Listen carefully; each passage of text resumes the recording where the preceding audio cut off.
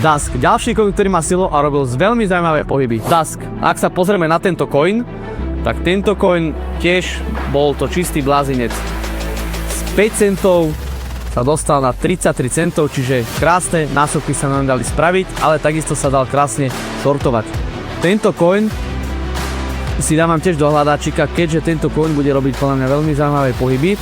Čo očakávam je, že ak by prišla nejaká korekcia na Bitcoine, tak by sa dalo nakúpať niekde na tomto suporte na 11 centoch. Tu by som skúšal hľadať longy, ale sa môže stať, že ak nám Bitcoin teraz porastie, tak Dusk môže ísť hore. Ak by Dusk zase pumpoval do nejakého nezmyslu, tam by som skúšal hľadať shorty s jemným stop-lossom, ale samozrejme sa nenaháňať. Ak uvidíte setup po nejakej pumpe, skúste hľadať shorty, nastavte si úzky stop-loss a take profit nehajte kľudne ďaleko, kľudne risk ratio 10:1, takže Dusk si dávam do hľadačika.